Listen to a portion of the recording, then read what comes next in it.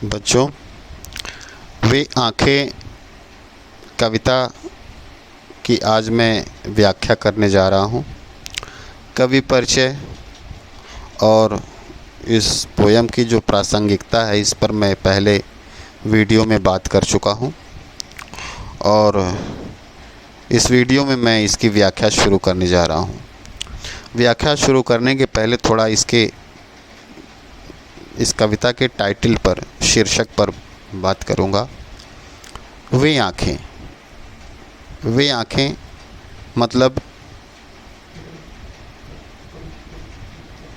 आँखों का बहुवचन रूप,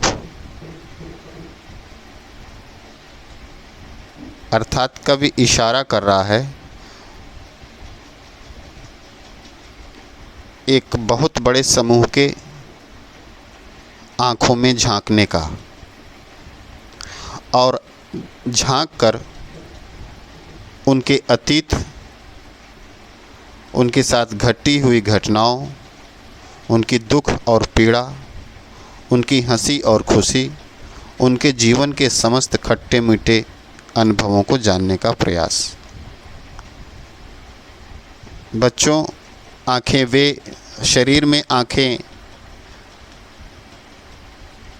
शरीर का वह अंग होती हैं जो सबसे महत्वपूर्ण और संवेदनशील होती हैं। मनुष्य के व्यक्तित्व का, उसके जीवन के सुख दुख का, उसके जीवन की समस्त कहानी उसके आँखों में उतरती है। वो यादों के माध्यम से या फिर भावनाओं के माध्यम से।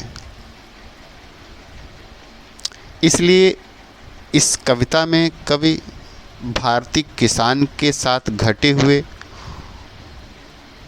उन दर्दनाक हादसों की, घटनाओं की, किसान के दुख, दर्द और पीड़ा की बात करना चाहता है। क्योंकि उन घटनाओं का वो साक्षी नहीं है जो किसान के साथ घटी हैं, तो उन घटनाओं को सबसे मार्मिक रूप से देखने का एक जो माध्यम चुना है कवि ने, वो आँखों को चुना है। क्योंकि आँखों में हर घटना, हर दुख दर्द, हर हंसी और खुशी रिकॉर्ड हो जाती है, दर्ज हो जाती है। कहते हैं कि जब किसी को हिप्नोटाइज करना होता है तो उसकी आँखों में आँखें डालकर देखा जाता है। अर्थात आँखों का संबंध मनुष्य के संपूर्ण व्यक्तित्व, मन मस्तिष्क से संबंधित है। आँखों की गहराई में झांककर जब उसे सम्मोहित किया जा सकता है तो उसके अतीत की उन समस्त घटनाओं को भी देखा जा सकता है जो वो अपने मुंह से, अपनी ज़बान से नहीं बता सकता। उन सारी घटनाओं को एक फिल्मी चित्रपट की तरह घटते हुए प्रत्यक्ष रूप से देखा जा सकता है। इसलिए कवि ने इस कविता का शीर्षक चुना है, वे आँखें। अब जो पहली 4 लाइनें हैं मैं उनका पाठ कर दे रहा हूँ। जिसकी भी व्याख्या करना होगा मैं उसका सस्वर वाचन करता जाऊँगा और व्याख्या उसकी करता जाऊँगा। अंधकार की गुहा सरीखी उन आँखों से डरता है मन, भरा दूर तक उनमें दारुण दैन्य दुख का नीरव रोदन। कवि उन किसान की आंखों में झांक रहा है। तो झांकने से दिखता क्या है? उन आंखों की तुलना वो किससे करता है? अंधकार की गुहा सरीखी। सरीखी मतलब समान। यहाँ पर उपमा अलंकार है। गुहा मतलब गुफा, जो पहाड़ी गुफा होती है उसे गुहा कहा गया है। यहाँ पर कवि किसान की आँखों की तुलना उस पहाड़ी अंधेरी गुफा से करता है जो घटाघोप अंधियारे से भरा हुआ है। वो कहता है कि अंधकार की गुहा सरीखी। किसान की आंखें उस गुफा की तरह हैं जो घटाघोप घनघोर अंधेरे से भरी हुई हैं, और उन आँखों से डरता है मन। ऐसी आँखें देखकर जिनमें घटाघोप अंधेरा छाया हुआ है। अंधेरा दुख का प्रतीक है, अज्ञानता का प्रतीक है, पीड़ा और संघर्ष का प्रतीक है। तो कवि कहता है कि ऐसे घटाघोप अंधेरे से गुफा के समान आँखों को देखकर मुझे बहुत डर लगता है। स्वाभाविक सी चीज़ है कि मनुष्य पीड़ा से, दुख से, अंधेरे से डरता है। तो कवि भी उन आँखों को देखकर डरने की बात कह रहा है। कवि कहता है कि ऐसी घटाघोप अंधेरे से भरी हुई, अर्थात ऐसी आँखें जिनमें जीवन की दुख, दैन्य, पीड़ा, भयानक दर्द भरा हुआ है, ऐसी आँखों को ये सब अंधेरे के प्रतीक हैं। ऐसी आँखों को देखकर मन बहुत डरता है। वो आगे कहता है कि भरा दूर तक उनमें दारुण। क्योंकि एक गुफा की से तुलना करता है उन आँखों की, इसलिए कहता है दूर दूर तक उन आँखों में, दूर दूर तक जहाँ तक नज़र जाती है दारुण। दारुण का मतलब है दुख, पीड़ा। जहाँ तक भी नज़र जाती है पीड़ा ही पीड़ा नज़र आती है, दुख ही दुख नज़र आता है। दैन्य दुख का नीरव रोदन, और उनमें दीनता का, दुख का, पीड़ा का, संघर्ष का नीरव रोदन। नीरव मतलब सन्नाटा, रोदन मतलब रोना। जहाँ तक भी नज़र जाती है जीवन की उन पीड़ाओं का, दैन्य का, दुख का एक ऐसा रोदन मिलता है, ऐसा क्रंदन मिलता है जिनमें नीरवता अर्थात एक सन्नाटा भरा हुआ है। यहाँ नीरव रोदन का बहुत खास मतलब है। कहते हैं जब आंखें सूख जाती हैं, जब आँखों का पानी, आंसू खत्म हो जाते हैं, तो इंसान की आँखों से आंसू नहीं गिरते, इंसान की आँखें नहीं रोती हैं। फिर उसका रोम रोम, उसका ज़र्रा ज़र्रा रोता है। किसान का दुख से, पीड़ा से रोते रोते उसकी आँखें सूख गई हैं, आँखों का पानी सूख गया है,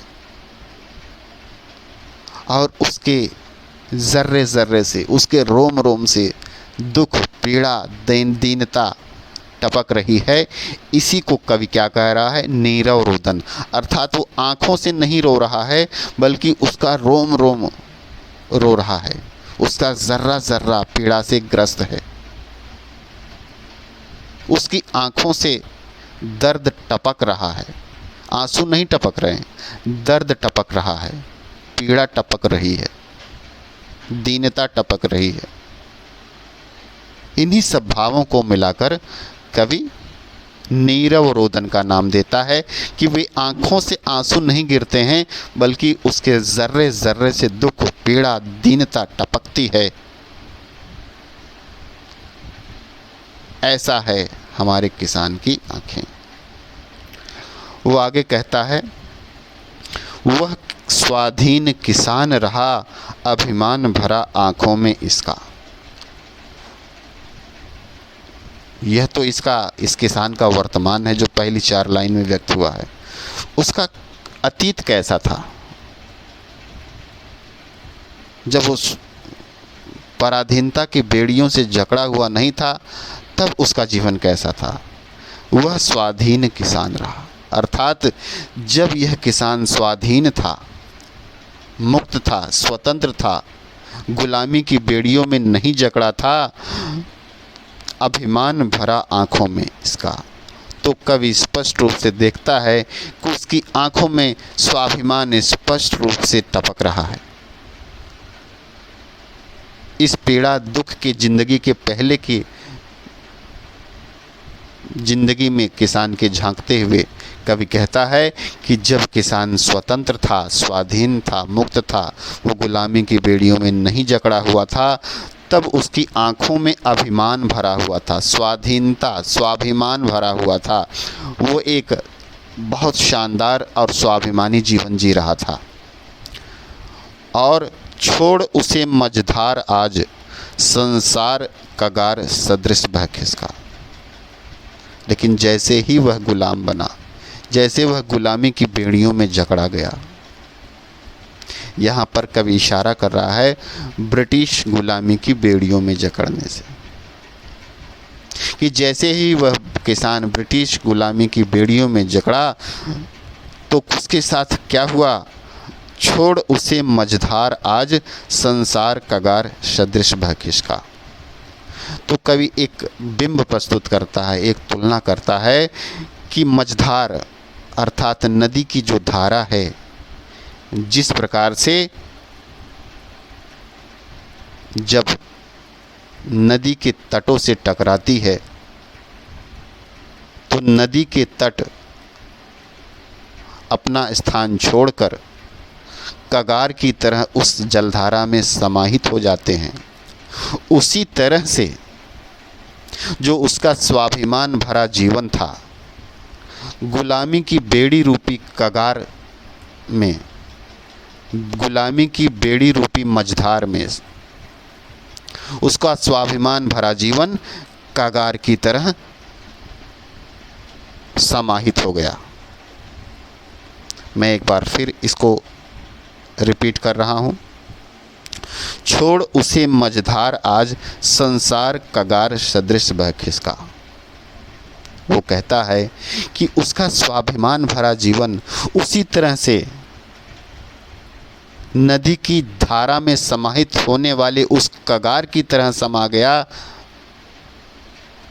जिस प्रकार से नदी की जलधारा में नदी के तट कगार की तरह समाहित हो जाते हैं, वैसे ही ब्रिटिश गुलामी रूपी बेड़ियों की मझधार में उसका जो जीवन रूपी स्वाधीन जीवन, स्वाभिमान रूपी जीवन भरा जो तट था, वो इन गुलामी की बेड़ी रूपी मझधार में कगार की तरह समाहित हो गया, अर्थात विलुप्त हो गया। और उस मझधार में वो बहते हुए गायब हो गया, अर्थात उसका जो स्वाभिमान से भरा हुआ मुक्त और स्वतंत्र जीवन था, इस गुलामी की बेड़ियों ने खत्म कर दिया। उसका स्वाभिमान भरा जीवन नष्ट हो गया,